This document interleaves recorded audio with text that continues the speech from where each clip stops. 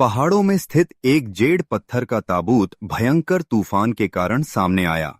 उसके अंदर लाल गाउन पहने एक लंबे बालों वाली महिला का शव था। यह विचित्र था कि महिला का शव अक्षत था और जीवित प्रतीत हो रहा था। 2000 साल पुराना यह शरीर किसी ऐसे जीवित व्यक्ति की तरह क्यों दिखता है जो सिर्फ सो रहा हो? विशेषज्ञ अभी तक इसका कारण नहीं समझ पाए हैं। हालांकि ऐसा माना जा रहा है कि यह खोज दुनिया भर के पुरातत्वविदों को आश्चर्यचकित कर देगी।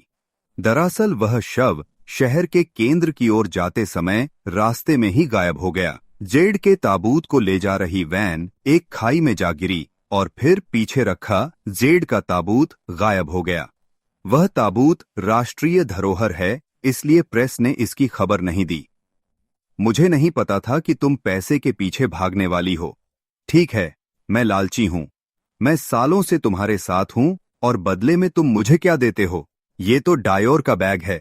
मुझे सालों से ऐसा बैग चाहिए था, लेकिन क्या आप इसे खरीद सकते हैं? तुम्हारे पास न तो पैसा है न ही कोई महत्वाकांक्षा। मैंने तुम्हारे बारे में मैंगलू से सुना है।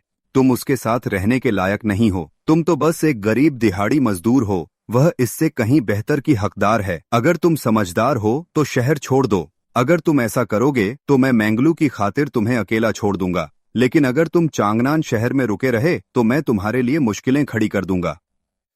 अब आपने कर लिया बच्चे? मेरी सलाह मानो और वही करो जो मैं कहता हूँ।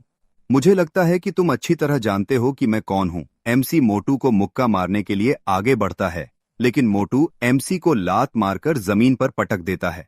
मोटू,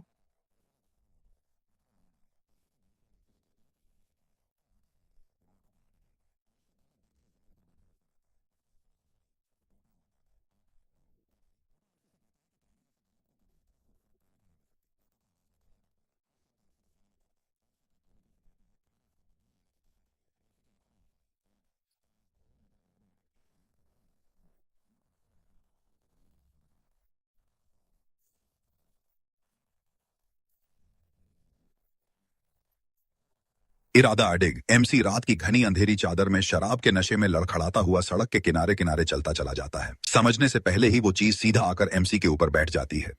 सफेद बाल, लाल कपड़े, एक रहस्यमयी लड़की। एमसी का पूरा शरीर कांपने लगता है। कांपती आवाज में वह बुदबुदाता है, बहुत ठंड लग रही है, मैं हिल नहीं पा रहा। तभी उसकी नजर अनायास ही उस लड़की की खूबसूरती पर टिक जाती है। अचानक लड़की झुककर एमसी के गाल को जीभ से हल्के से छूती है। अगले ही पल वह खुद शर्म से सिहर उठती है। फिर उसका चेहरा बदल जाता है। मुस्कान गायब, नजरें गहरी और गंभीर। वह धीमी रहस्यमयी हंसी के साथ कहती है, तुम्हारा शरीर बहुत ही ज्यादा संवेदनशील है। तुम्हारे अंदर सच में एक रक्त रंजित आत्मा है। हजारों सालों में मैंने ऐसा शरीर नहीं देखा। आज तो मैं जॉम्बी बनने में मदद कर सकती हूँ।